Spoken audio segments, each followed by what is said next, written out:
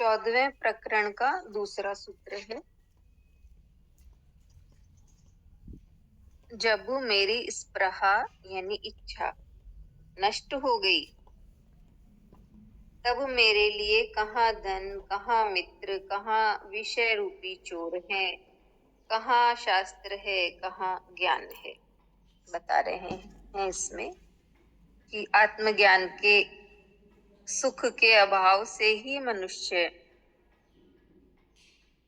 शारीरिक एवं मानसिक सुख प्राप्ति हेतु विषयों की ओर प्रवृत्त होता है।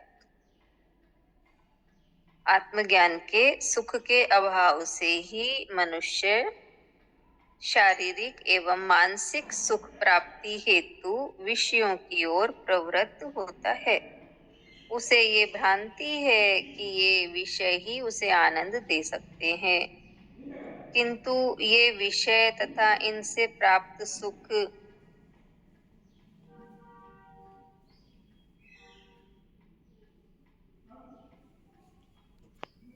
उसे ये भ्रांति है कि ये विषय ही उसे आनंद दे सकते हैं, किंतु ये विषय तथा इनसे प्राप्त सुख अनित्य है, यानी शाश्वत सुख को उपलब्ध हो जाता है।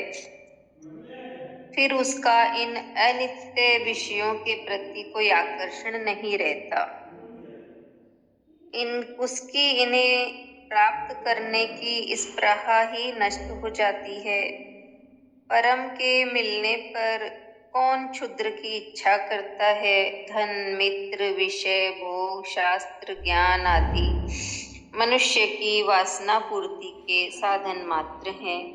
जब तक वासना भीतर है, तभी तक ये मूल्यवान, महत्वपूर्ण एवं उपयोगी प्रतीत होते हैं।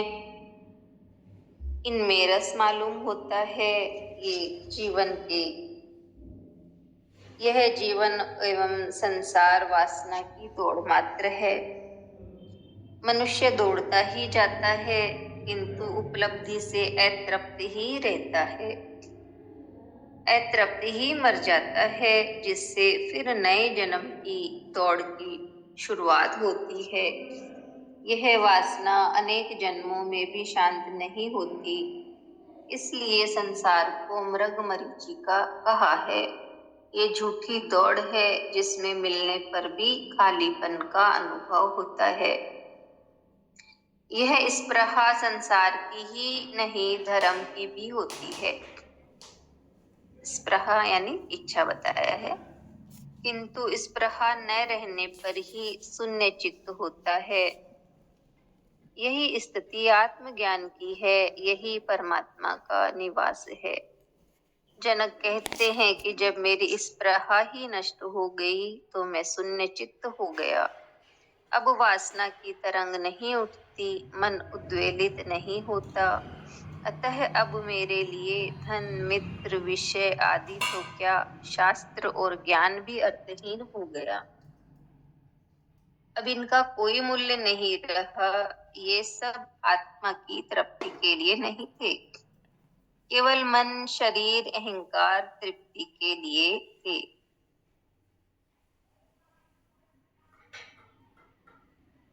जिनसे ही मैं आत्मानंद प्राप्ति से वंचित रहा, इन विषयों ने ही चोर की भांति मेरी आत्मा को चुराया। अब मैं उसे पुनः प्राप्त कर सुख में स्थित हूँ।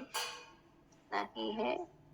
जनक जी यही कहते हैं कि मेरी स्पृहा यानी मेरी इच्छा ही नष्ट हो गई, तो मेरे लिए कहाँ धन, कहाँ मित्र, कहाँ विषय रूपी चोर है, कहाँ शास्त्र है, कहाँ ज्ञान।